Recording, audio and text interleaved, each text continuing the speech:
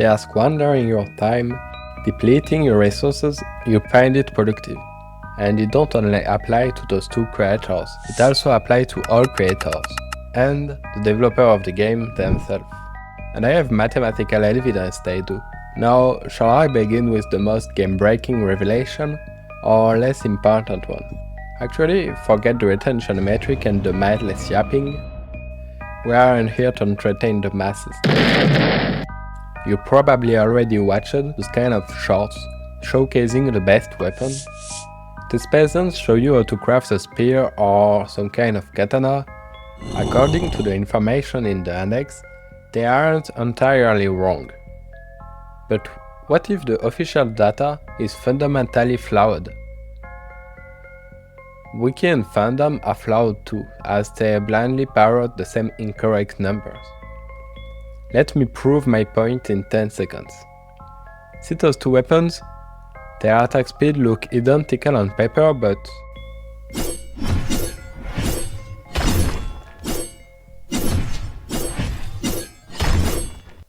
the mass managed Hammer 6 strike with the spear reached 9 instead of 14.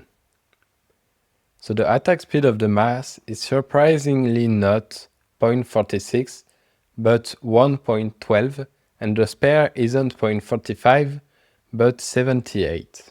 You probably already guessed it, not a single weapon in this game have the right attack speed.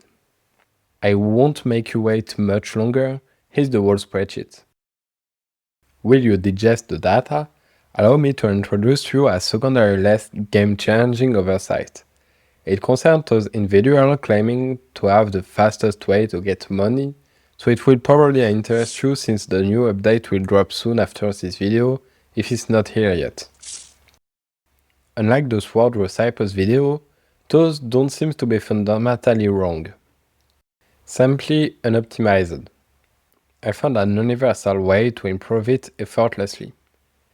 You already know that every item you forge have different base price, and the probability change according to the amount of ore you use.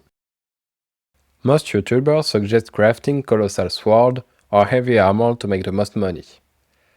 I don't totally disagree with them, but to label a video the most effective way of making money is a bit lackluster, especially when you are trying to figure out a meta.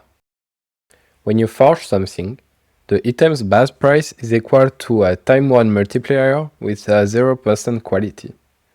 So the amount of ore you have to use in order to get the most value is actually elementary to calculate when using this formula.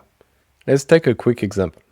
If you use 20 ore to craft a weapon in Iceland 3, you will have a 47% chance to craft a great axe, which worth 150, 36% a spear, which worth 120, 6% chance to craft an axe, which worth 205, and 1% chance to craft a mass, which worth 205 too.